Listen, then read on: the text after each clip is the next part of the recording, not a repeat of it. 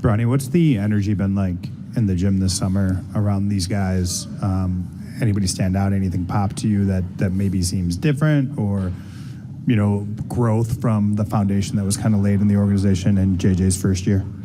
Everything has been great. Energy in the summer. We come out here every day ready to work and ready to get better as a team. I've been playing, against each other. The unthinkable just happened. Bronny James, the son who was supposed to carry the torch, just might have shattered LeBron's entire legacy in one devastating moment after weeks of struggling in the G League. Sources close to the team say Bronny looks absolutely defeated, and the fallout is already tearing through NBA circles like wildfire. LeBron built an empire over 2 decades. He fought for respect, championships, and generational greatness. But now his dream of playing alongside his son is turning into a PR nightmare that's making people question everything. Was this all just nepotism, a vanity project gone horribly wrong? And why does Bronny look like he's carrying the weight of the entire basketball world on his shoulders? Because what we're witnessing right now isn't just a young player struggling to find his footing. This is a legacy crumbling in real time. And the worst part, LeBron might have been the one who set it all in motion. Let's rewind for a second. For years, LeBron James talked about one dream that mattered more to him than rings, more than records, more than anything. Playing in the NBA alongside his son. It was beautiful, right? A father and son sharing the court at the highest level of basketball. Historic, emotional, the kind of moment that transcends sports. And when it finally happened earlier this season, the world watched. LeBron and Bronny checked into the game together. The cameras captured every second. Fans cheered.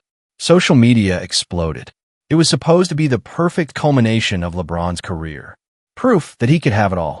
But here's what nobody wanted to talk about in that moment. Bronny wasn't ready. From day one, the whispers started. Scouts who watched him in college knew he was raw. His shooting percentages were inconsistent. His decision-making was shaky. But none of that mattered because he had the last name James. And when you're LeBron's son, the rules are different. The expectations are different. Bronny never asked for this. He didn't choose to be born into basketball royalty. But the moment he stepped onto that NBA court, he became a symbol, not of his own potential, but of his father's dream. And that's a weight number 20-year-old should have to carry. The early games were rough. Bronny barely saw minutes. When he did play, he looked hesitant, almost afraid to make mistakes. You could see it in his eyes. The fear of letting everyone down, the fear of not being good enough, the fear of ruining the moment his dad had worked his entire life for. And honestly, that fear was justified because what came next was even worse. In early 2025, the decision was made. Bronny James was being sent to the G League, not for a brief stint to get reps, not as part of some strategic development plan. This was a demotion, plain and simple. The official statement tried to soften it. They talked about development opportunities and getting more playing time. But everyone knew what this really was. An admission that Bronny wasn't NBA ready. That the father-son dream had been rushed. That maybe, just maybe, LeBron's influence had pushed his son into a spotlight he wasn't prepared for. The stats told the brutal truth. Bronny's shooting percentages were well below league average. His plus-minus numbers were terrible. In the limited minutes he played, he looked lost on both ends of the floor. Analysts who tried to be kind called him a work in progress. The honest ones, they said he had no business being in the NBA yet. But here's where it gets really messy. This wasn't just one demotion. Reports started circulating that Bronny was being sent up and down between the NBA roster and the G League multiple times. It became a pattern, a cycle of hope and disappointment. And with each trip back to the G League, the narrative got worse. Social media had a field day. Twitter was ruthless. Memes flooded timelines, showing Bronny's face photoshopped on movie posters about failure. Instagram comments under his posts turned vicious. Nepotism, baby. Not your daddy. You're embarrassing the family name. The cruelty was relentless. Was there one skill set that you wanted to improve upon and make sure that you sharpen that to be really good? No. I wouldn't say that cause, you need an all-rotten game. You can't just be, good at one thing to be on an NBA floor. So I'm, working on my body, working on my strength, and then the weight room, stuff like that. Working on my quickness, but also coming out on the court and working on my, my game on the offensive end.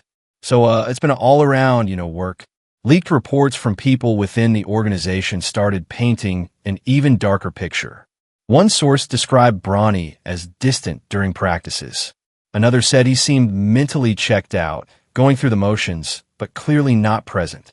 These weren't just performance issues anymore. This was a young man who looked defeated. And that's when the real questions started to emerge. Did LeBron make a terrible mistake? If you've watched any of Bronny's recent appearances, whether it's G League games, practice footage, or even just him sitting on the bench, you've probably noticed something unsettling. The kid looks broken. His body language tells the entire story. Shoulders slumped, head down, eyes that seem to be staring at nothing. During timeouts, while other players are engaged and locked in, Bronny often sits alone, towel over his head, disconnected from everyone around him. Body language experts who analyzed his recent footage pointed out the same patterns.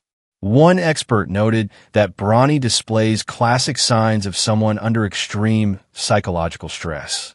Avoiding eye contact, closed-off posture, minimal interaction with teammates. These aren't just the behaviors of someone having a bad game. This is someone who's drowning.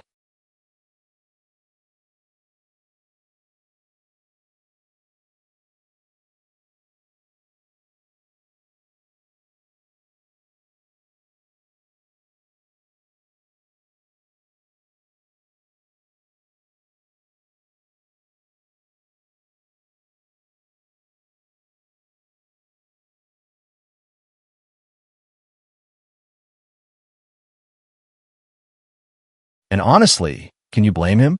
Imagine being 20 years old and having millions of people dissect every mistake you make.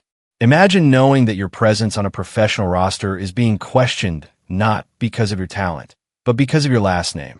Imagine feeling like you're the reason people are doubting your father's legacy. That's not basketball pressure. That's existential crisis territory. The comparisons to other legacy kids started pouring in. People brought up Michael Jordan's sons who stayed away from the NBA spotlight. They mentioned Magic Johnson's son who chose a completely different path. The message was clear. Sometimes the smartest thing a legend's kid can do is step out of the shadow entirely. But Bronny didn't have that option. Or maybe he did. And the pressure from his father, from the media, from the world made it impossible to take. Either way, what we're watching now is painful. It's a young man who looks like he's carrying a burden no human should have to bear. And the saddest part, the people who should be protecting him, the coaches, the organization, maybe even his own father, seem more concerned with managing the optics than actually helping Bronny heal. Whispers have started circulating that Bronny might not even want to be in the NBA, that this was never really his dream. It was his father's. And if that's true, then what we're witnessing isn't just a player struggling. It's a son being sacrificed on the altar of his father's ego. Let's talk about the elephant in the room. LeBron James's legacy. For 20 years, he's been building one of the most impressive resumes in sports history. For championships, multiple MVP awards, all-time leading scorer, a case for being the greatest basketball player to ever live. But legacies aren't just built on what you accomplish. They're also defined by the decisions you make and the consequences that follow. And right now, this Bronny situation is threatening to overshadow everything LeBron has ever done. Critics who've been waiting for years to take shots at LeBron finally have their ammunition, and they're not holding back. Sports talk shows are filled with debates about whether LeBron prioritized his personal dream over what was best for his son, whether he used his power and influence to force a situation that was never going to work. The nepotism allegations are louder than ever. And here's the thing, they're not entirely wrong. Bronny got drafted because of his last name. He made an NBA roster because of who his father is. There's no other explanation. Dozens more talented players are grinding in the G League right now with no path to the NBA. While Bronny got a golden ticket he clearly wasn't ready for, and that hurts LeBron's legacy in ways championships can't fix. Former players have started speaking out. Not with their names attached, of course. Nobody wants to go on record criticizing LeBron James, but anonymous quotes are leaking everywhere. He put his kid in an impossible situation. This isn't about basketball anymore. It's about ego. LeBron made this about himself, not Bronny. Even some analysts who've defended LeBron for years are struggling to spin this one. How do you defend a father who seemingly pushed his son into a situation that's destroying him mentally and emotionally? How do you justify the resources and roster spots being used on someone who clearly isn't ready? All because of a famous last name. The GOAT debate, the one LeBron has spent his entire career fighting, just took a major hit. Because now when people think about LeBron's final chapter, they won't just remember the points and the records. They'll remember this. The father who loved his son so much that he destroyed him.